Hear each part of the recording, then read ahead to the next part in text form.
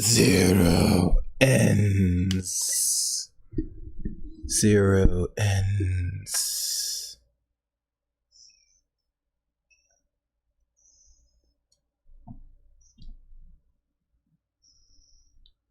Welcome. Welcome. Welcome. I am, or I should say, take over for the one named Mr. or the one known Chaos Reign. And as y'all know, this is a new channel. This channel is for the purpose of readings, articles, books, somewhat of an analysis. And as you know, the title above, The Endangered Black Family in the 21st Century, and Chapter 2, Section 1, Unisexualization. This will be a continual reading that was discussed on another channel, but now only on Zero Ends channel. You'll find all reading articles, books, articles, etc. This is more of a people's blog / educational channel. So for those that are new to this channel, most likely you will only expect books and a more somewhat analysis from the many books in the libraries of what I like to call Zero Ends channel. This particular book is titled The Endangered of the Black Family, Coping with the Unsexualization and Coming Extinction of the Black Race, by Nathan Harris and Julian Harris, both married couples for decades, and they are both doctors in their own respective field. So as we go into the book itself, this is Chapter 2, Section 1 of Unsexualization. So for everybody that will come abroad and look at this book in its entirety, the description is left of where you can get the book in the description. Also, there's a comment section. If you leave a comment, Zero Ends will respond, look back to the comments, and wants to hear from you, like anything else. So don't be hesitant. Like this podcast, this stream. Share this. This will be helpful for those who are not avid readers. This channel will do the reading for you. And, you make the decision if you want to read on to this book and get a more in-depth analysis from your own perspective, or just listen to the channel itself. So no further ado, let us begin. This is part 2, the blueprint and program for genocide.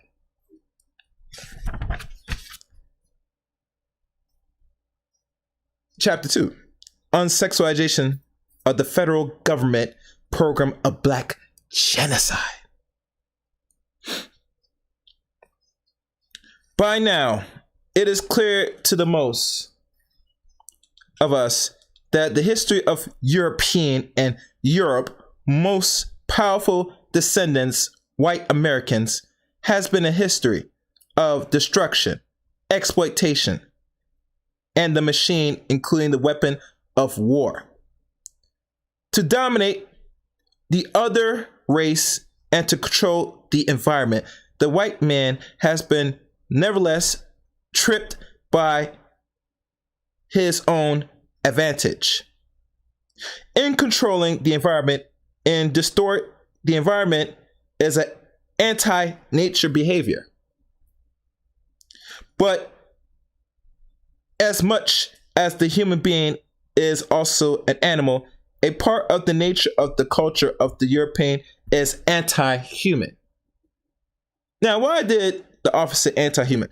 As you know, throughout Eurocentric history, not just world history, because he's a part of world history just like all other ethnic groups, he has a track record of doing things that's out of character and out of norm that destroys nature itself, whether it's the water, the air that you breathe, to the land that you rest your head in.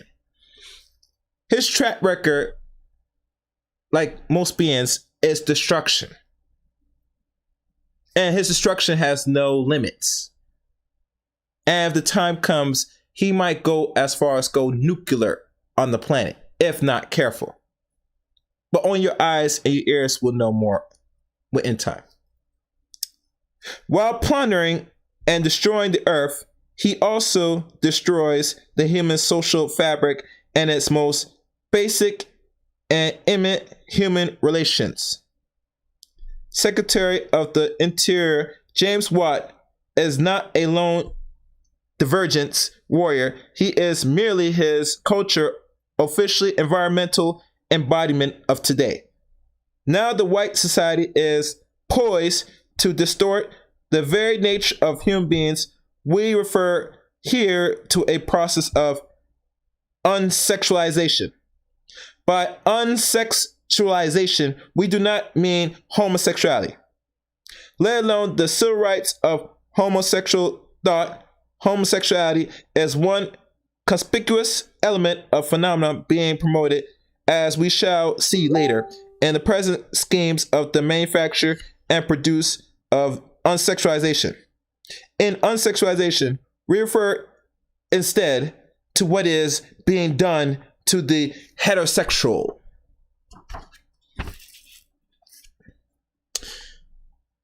The August 30th, 1982 issues of Time magazine carries a cover story, "The New Ideal of Beauty, Profoundly Correlation of the American Women for a Decade of Progress in Approaching Through Barbells, the Masculator of the Male, Unsexual Fashions, Comforts, and Tolerities, even sex change surgery," which they did have back then, roughly 38 years ago. And now normalizing, and this is only the beginning. The process is aggravated in our time by a felt need on the part of the status quo to keep down population growth in order to dampen racial pressures and simultaneously to avoid the redistribution of the Earth's resource. That's where it always laid down to. That's the really conclusion. It's the resource aspect that people do not pay attention to. What's the purpose of controlling people? Resource. And not only people are resource, but in its entirety, everything that you see and that you know the world is now is a resource-based economy.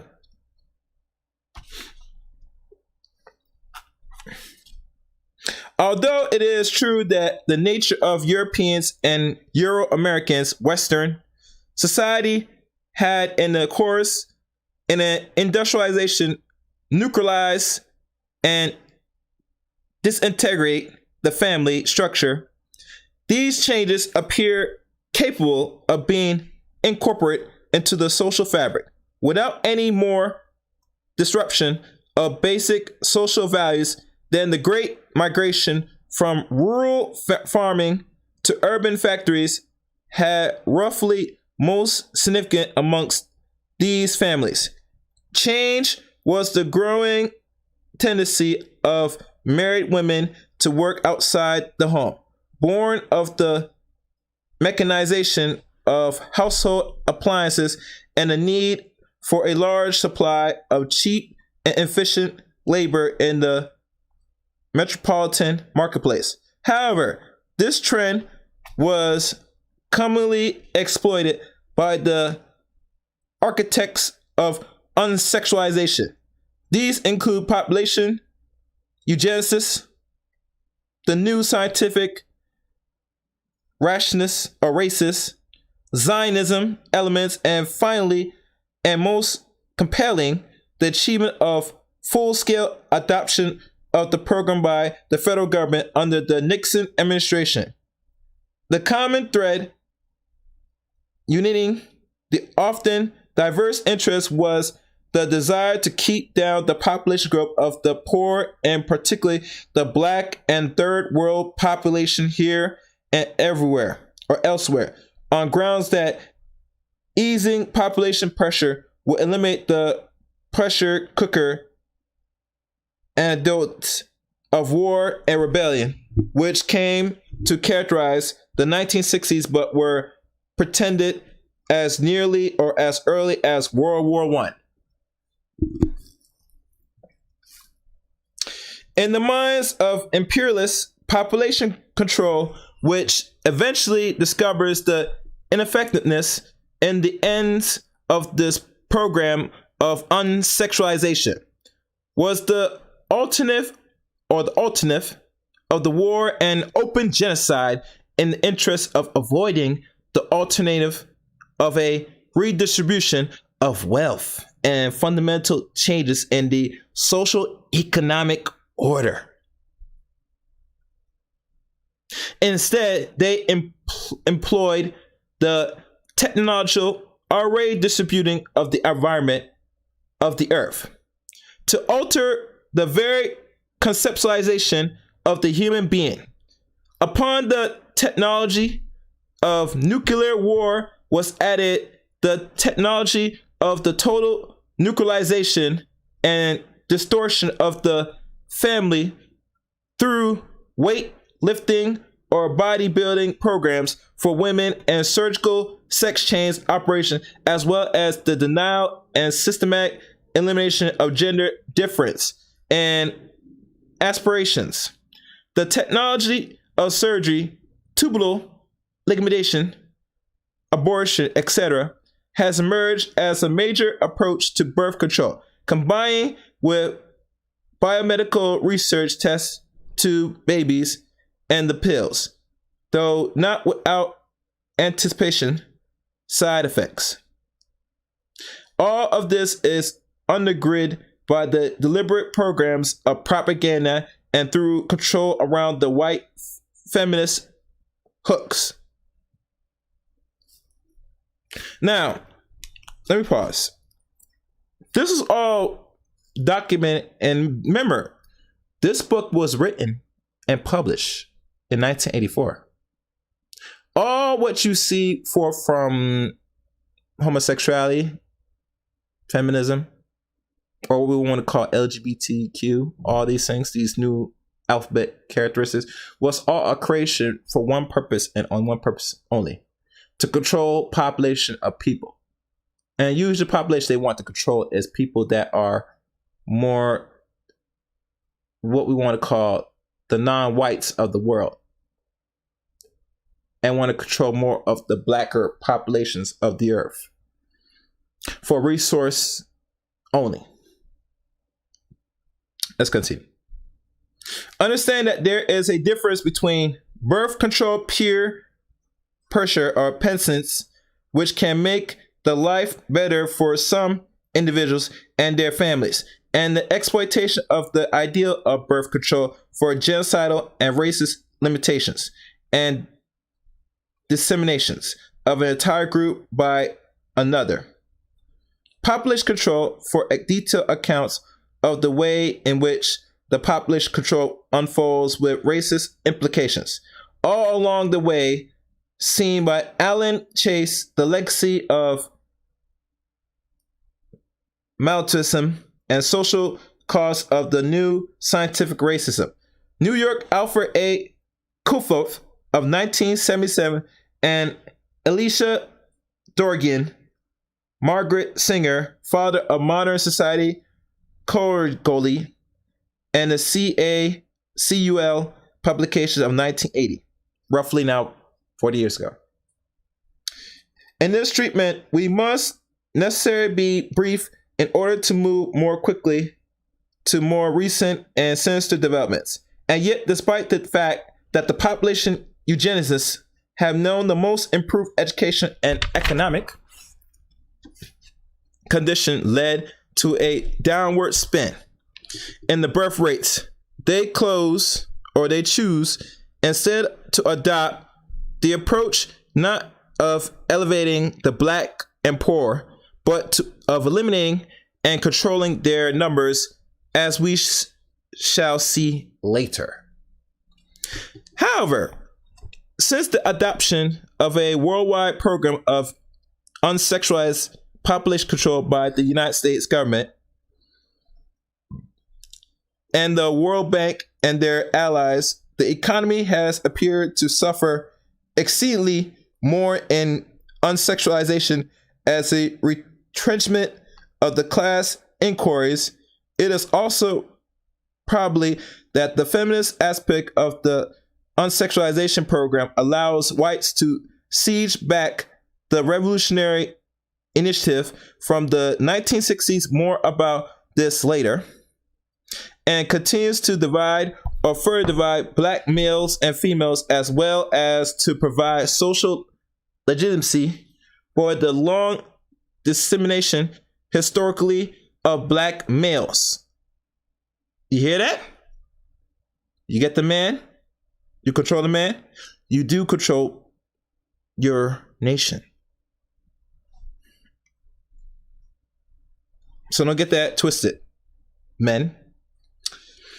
Note that in the same way that there is a difference between birth control and population control, there also is a difference between better working conditions and social rewards for the emergent female labor force, or equal rights. For a woman as woman without having have first to become more and more like men, nor to eliminate maleness and femaleness and the current anti-gender white feminist movement tendencies to seek the unisexualization of others. Let us go back then to the beginning of the emergence of our time of both feminism and population control as background and introduction to the specific program of unisexualization, adopted under the administration of Richard Nixon, and by now not only effectively assimilated by the liberal, moderated white establishment, but also increasingly by the black intelligentsia. This is due, aside from opportunism, to a vast and grave ignorance of the meaning and the motivation of architect of unisexualization in the Western world. Irvin Hogue tells how feminism as a movement or ideology has touched a number of young Jewish women as Zionism grew stronger after World War I, but that feminism captures mainly those young women moved to rebellions by socialism. Through the Margaret Sanger, they tend to turn the opposite of the very rights of the poor to exist, let alone to thrive, like many Jewish teenagers. Golda Meir, growing up in Milwaukee, ran away in order to assert her independence. She eventually was to become Prime Minister of Israel. Bella Abazuk, according to current biographical, was a Zionist leader while a student at Hunter College. And I think Hunter College is in New York. Just last summer, in the June issue of Miss Magazine, edited by Gloria Stein, there are two articles openly defending Zionism. One is written by a Miss editor, Letia Cotlin Pogrinbin. It is called Predictable Anti-Semitism in the Women's Movement.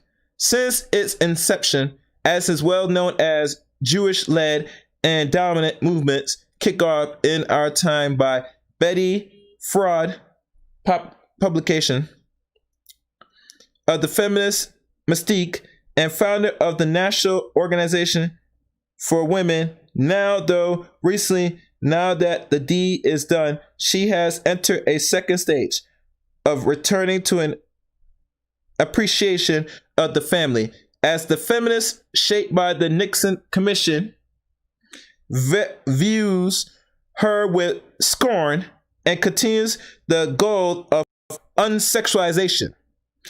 The author or the other article is called similarly anti-Semitism at the Copenhagen Women's Conference, and its author is anonymous. I wonder who that anonymous is.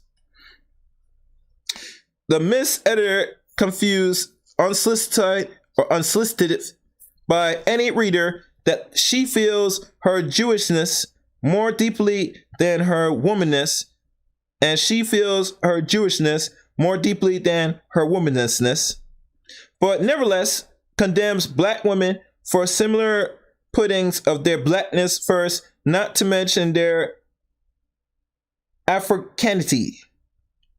Who know what that is? Thus, some of the black women and the editors of Miss Desperation for anti-Semitism are poet Ivan E.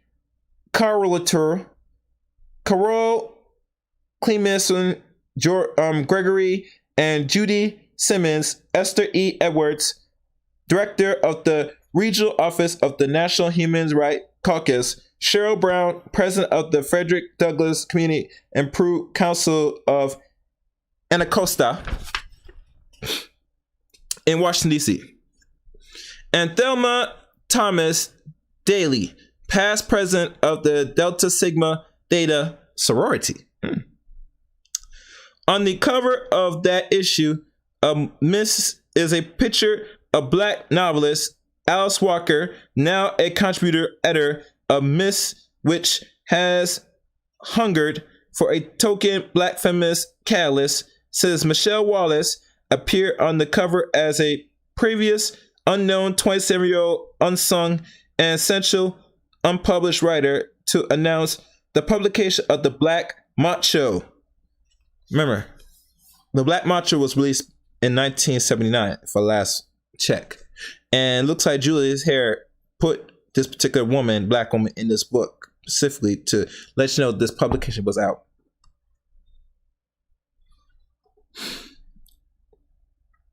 Becomes a household name, but nevertheless bombed when black people surprisingly but encouragingly reject this sinister effort to replace the old black matriarchy villain with the black macho, when they both suffer a common enemy with whom the white woman sleeps. Also in 1912 appeared the book The Woman's Movement by a Swedish feminist, Ellen Keyes, who was to influence Margaret Sanger, the father of modern society. Sanger also came under the influence of Havelock Ellis, the sexologist, who published the year before his book, The Problem of Race Regeneration, and introduced Sanger to the eugenics movement.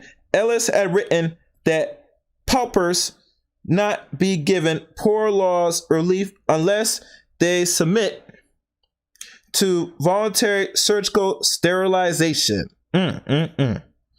According to Thorgan, Sanger and Ellis fell into an affair when Havelock's wife, Edith, was away on a lecture tour to help with her husband's debts. After Havelock wrote Eden about Margaret, and upon returning to England, believes she had lost her husband to Margaret Sanger, Eden attempts suicide. Oh. Now, mind you, these are some stories you never heard about these feminists and how they so desired to eliminate women that's not part of their race, but in turn also affect within their own little culture, within their own ranks, their own groups. But you only get it here on Zero Ends. You see? Let's continue.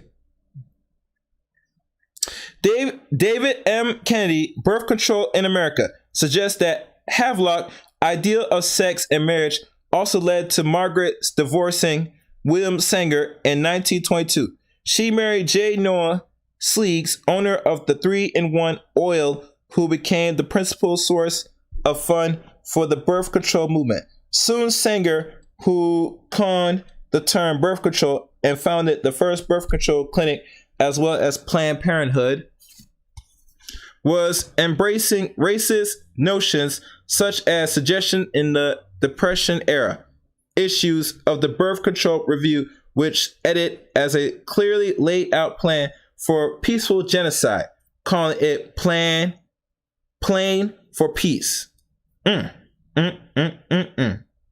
Wow.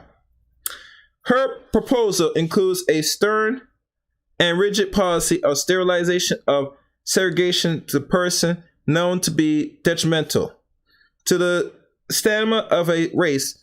In years to come, Sanger would consort with known races such as Lothrop Studary, a father of the modern scientist of racism, as well-known author of The Rising Tides of Color Against White World Supremacy. Others would follow, some of whom we shall meet later. However, you see the books by Alan Chase and Elisha Dorgan, already cited for compiling accounts and document details of the racist and other sinister genocidal motives of Margaret Sanger and population eugenicism of the population control movement that would emerge and flourish to this day.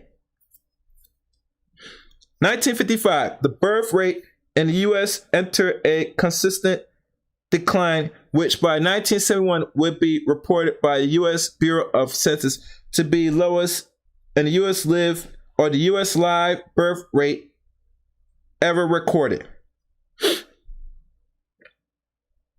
I thought they said the birth rate was still growing in this country, but since 1955 to 1971, which is, if my math is roughly right, 16 years, it was on a decline, or the lowest. And that's almost 49 years ago. Now that we think about it. Anyway. 1958, the U.S. shift a policy regarding fertility control, beginning in New York City, where a campaign emerged to permit contraceptive prescription in the city municipal hospitals where the poor and mainly black were treated. 1959, a presidential committee recommended that the United States proven assistance of population programs to other national requests in. 1961, the John F. Kennedy administration began to express the government increased concern for population control. President Kennedy appointed a presidential commission on women with Eleanor Roosevelt, social feminist but not a unisexist, as chair. However, Miss Roosevelt soon dies, whereupon she is replaced by Esther Pertson, director of the Women's Bureau. Hugs Moore of the High Moore Fund brought amongst the merge of Margaret Sanger's Planned Parenthood Federation with his own World Population Council. This was also the year of Margaret Sanger's last public appearance. However, Hugh Monroe, her associate and also president of the Dixie Cup Company, after literally carrying her off the stage at the Waldorf Astoria diner held by the Planned Parenthood World Population, will carry on very well for her in the ensuing decades. In 1963, Talcott Parson, the #1 sociologist, theorist, widely regarded as a conservative in sociological circles, issued a summons under the auspices of the American Academy of Arts and Science, saying that the Negro is threatening America's international goods will, with implication for a gold mining, diamond, etc., and other resource in Africa, by making themselves a special case and stirring things up too much. Parson issued directive to the 33 scholars, some interlocking roles on the number of crucial population and eugenics groups we will encounter later, ordering them to drop everything for private meetings. And that's an exclamation point with quotations. A private meeting. You must be careful, people, when they say they go, or they don't let you know they're in a private meeting, they always discussing strategies like a chessboard, like in warfare. Matter of fact, mostly all your moves are made that you see before you is done privately. Do you get it? Nothing's done or shown in the light. It's always done in the dark. That's warfare 101. That's strategy. If you don't know now, you know now. On what the Academy was said to regard as the most important issue since the arms control synopsis 5 years early, Betty Fraudoin published the Feminist Mystique. The feminine mystique. That's interesting. Congress adopted an amendment to the Foreign Assistance Act authorizing use of funds for research into problems of population growth. 1964. Bus, the official organ of the American Academy of Arts and Science, published a special issue on women's, which includes sociologist Alice Rosien, pioneer of feminist work. The Civil Rights Act officially ends segregation in public accommodations, including sex as well as race and creed, in the language of the Equal Pay Act for women is passed. In 1965, Bus published reports of the Parson Conference, including the embryo of the Moynihan Report, as well as Erik Erikson Blueprint for Denying Pathology and Emphasizing Strength, led by Whitney Young, president of the Urban League Black Intellectual Integrationists, recoiled against the Moynihan Report, including its call for the mass employment of black males, on grounds that Moynihan had assaulted their image. White social scientists began to publish emphasizing on the positive and strengths of black females, or black families, as Parson had wished. The U.S. Supreme Court and 5 states began to endorse the dissemination and use of contraceptive materials. The federal administration begins to join the movement under pressure from Congress and Presidential Johnson, now growing concern with the Vietnam crisis. The first federal agency to put the new policy into operation was here in the United States in the form of the Office of Economic Opportunity, OEO. As part of the War on Poverty programs, OEO begins to make grants to communities and agencies to finance volunteer families planning projects. Some cities' health departments begin to provide family planning service on a limited basis. In 1966, in Washington, D.C., Betty Fraudoin formed the National Organization for Women, NOW. Among its most notable proposals are the ERA and the rights of women to control their reproductive lives. By now, Hildmore has rebuilt the once flattering Population Reference Bureau and the rise of the $500 million annual budget. In 1967, all states now have commission on the status of women. Congress began to proud the reluctant administrative agencies and amend the Economic Opportunity Act to designate family planning for special emphasis in the War on Poverty program. Huntington Milford and Beacon Press both issued reprint in the Du Ballas special issue on Parson, with an introduction by Parson setting forth his conspiracy of 1963 and 1965 and his strategies of mobilization. The Social Security Act is amended to allocate at least 6% of funds appropriating for material and child health programs to families planning service projects. Congress, meanwhile, amends the Foreign Assistance Act and to designate funds for foreign aid on family planning and population programs to other nations requesting it. From this year forward, the federal government has sought to increase the availability of family planning to low-income couples, largely through project grants programs carried out by the HEW National Center for Family Planning Service and by the Office of Economic Opportunity. In 1968, by now, over 1/3 of all Puerto Rican women of childbearing age are sterilized through the industrialization program starting there in the 1930s, Operation Bootstrap, with its heavy emphasis of sterilization. His panic for women in New York City are more than 6 times as likely to be sterilized as whites, according to the Committee for Abortion Rights and Against Sterilization Abuse.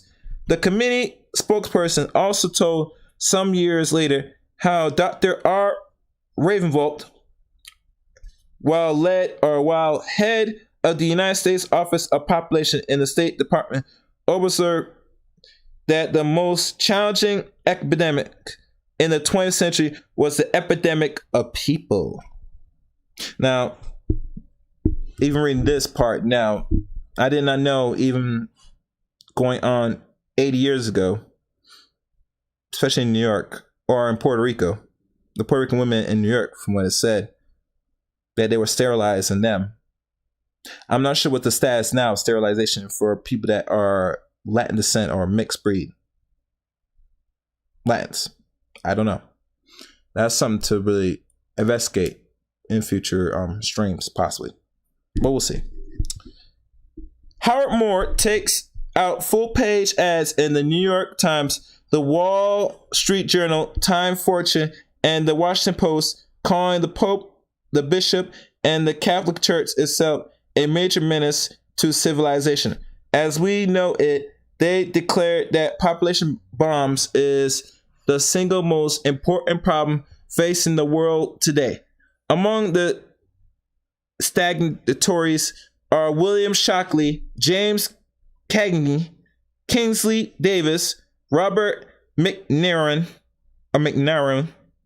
and officially of the Chase Manhattan Bank, Elmore Rupert Poles, and a host of liberal and conservative eugenicists. Princeton Hall published Black Families in America by Andrew Bilsgesy. In the introduction, Bilsgesy openly acknowledged his indebtedness to partisan and mainstream sociologists. It will become the Bible for Black intellectual studies of the families. In 1970, other white forefathers of the I'm okay, you okay strengthening of Black families focus were Elizabeth Hasgo, 1966, Robert Clue, 1964, also a member of a Parson Erickson group, Jesse Bernard, 1966, Frank Rasselman, 1966, and Ellen Limbo, 1967. After Billikenson has laid down his pen for administrative work at Howard University and in turns a Southern Black college presidency, white scholars took the lead again, emerging as the messiah to back up the Black intellectual endeavors to ferret out the positive while denying the negative aspects of racial oppression and Black institutional dissemination done by the racist white society. The opportunists of that aside from feeling inferior is that if you don't see anything wrong, you don't have to do anything to make things right. To cry out against a oppression that leaves no marks, the name of the white fellow who wrote the book on the victim victimology escapes us now, but the white Messiah reverenced to this day by black intellectuals, and on whom works they rest their case most frequently as Gutman, Squartson, Stacks, and even the liberal conservatives, but self-styled Marxist Eugene Genevieve. The Women's Equity League, a group of white academia and professional women, is established. Also, the Women Political Caucus, led by Bella Abzug, Gloria Stein, and Betty Frauds. Others, such as the feminists, say they regard heterosexual intercourse as oppressive and permits only a third of their members to be married or to live with men. Wow. Too much carpet munching nowadays. It's very weird, but I'm not gonna go into that. In 1969, Richard Nixon is inaugurated in January and is winter in Washington. Nixon issued a message to Congress on population growth, requesting appropriate legislation. Betty Frauds warns that the black had the 60s, women will have the 70s. COINTELPRO, the counterintelligence program of the FBI to disrupt and divide black militant leaders and organization, is in full swing and unknown also as the Watergate era. A private memo. On March 11, 1969, a memorandum is sent to Bernard Bernson, president of the Population Council, sent by Frederick S. Jaffe, then vice president of Planned Parenthood World Federation. The memo is later found in Frederick S. Jaffe paper on activities relevant to the study of population policy for the U.S. It is in the form of a descriptive table called Examples of a Proposed Measure to Reduce U.S. Fertility by Universities or Selectivity of Impact. That is some technique would be visited upon all groups indiscriminately,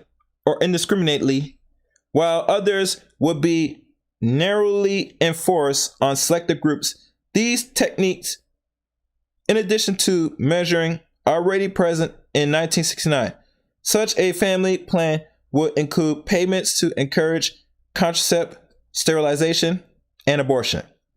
Often would be more explicit and sinister, manifesting a goal of manufacturing and producing the unsexualized society already emerged in our time. Among these measures seem as having universal impacts were so-called social constraints. These include 1. Restructure of the family, postponing or avoiding marriage. That's B. Alter image of ideal family size. Number 2. Compulsory sex education for children. Increase homosexuality. That's 3. Educate family limitations. That's 4. Fertility control agents in water supply. That's 5. And 5. Encourage women to work. Encourage women to work. Encourage women to work. Encourage women to work. Encourage women to work. Encourage women to work. Encourage women to work. So now, let me pause right there. This is by Frederick S. Jaffe. Now, I'm not sure if this is a Jaffe referendum, but it sounds something like that. These are all plans to keep control of people and lower the population of people. And as y'all know, 1969 to now, roughly 51 years, this is a result now of control society with this implement. As you know, amongst the so-called black community, only under 29% are married. Now that percentage, they said roughly over 70% of women having children but never was married. So they have no structure. All that was designed in the book written by this private memo. And to make you women work is an understatement that you're out of your nature. And that just proves this is all done by policy. And this just proves it right here. So I want y'all to think on that clearly. Think real good on that. Let's go on. Let's continue.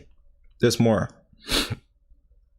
Under selective impact, depending on social economic status, this is us. We find these measures: 1, modifying tax policies, that's A; substantial marriage tax, B; child tax, C; tax marriage more than single, B; remove parent tax exemption; additional taxes on parents with more than 1 or 2 children in school, that's F; reduce, eliminate paid maternity benefits; reduce, eliminate children or family allowancing bonuses for delayed marriage and greater child space; eliminate welfare payments after 2 children; and for families in chronic depression, social economics. 1, require women to work and provide few child care facilities. 2, eliminate public finance medical care, scholarship, housing loans, substantial to family with more than 2 children. And finally, under the social control, there are A, compulsory abortions of out of wedlock pregnancy; B, compulsory sterilization of all who have 2 children except for a few who would be allowed 3. C, confine childbearing to only a limited number of adults. D, stock certificate type permits for children. And under housing policies, A, discouragement of private home ownership. B, stop awarding public housing based on family size. You will have noticed that some of these measures will have genocidal potential for Black people in that they affect the lower socioeconomic groups in gross and subtle degrees. By now, some of the policy above are already being proposed by the Reagan administration. However, the Burleson-Jaffe memorandum is only the kernel. Let us continue our chronological relevant K.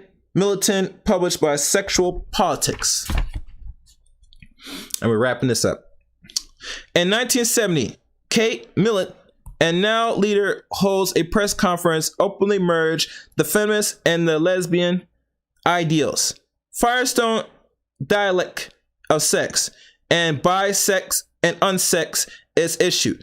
Congress passed the Family Planning Service and Population Research Act, picking up the recommendations of the previous administration and authorizing of 382 million for a 3-year program of service and research.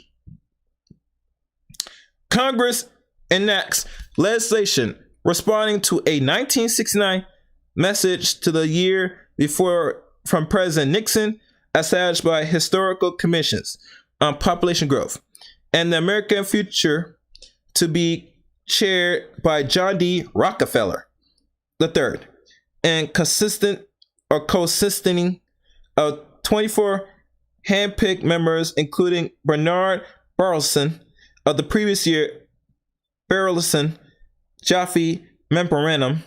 The commission is charged to come up with a program of population control and population eugenics. In short time, it will.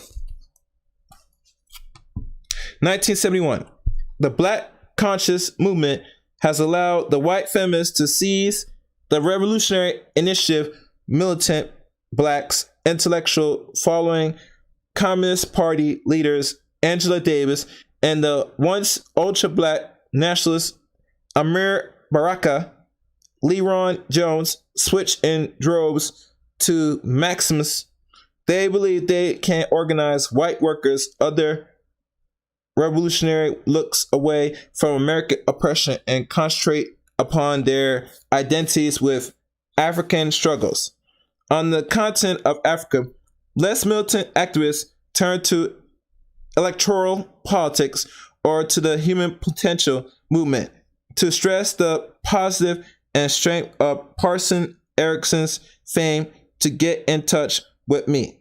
Through Parsons' growth, by which they mean personal acquisitions and improvement of social status, as well as Parson of happiness through jogging, meditation, looking out for number one, I'm okay, you're okay, power of suggestion, and positive thinking, Tai Chi, etc.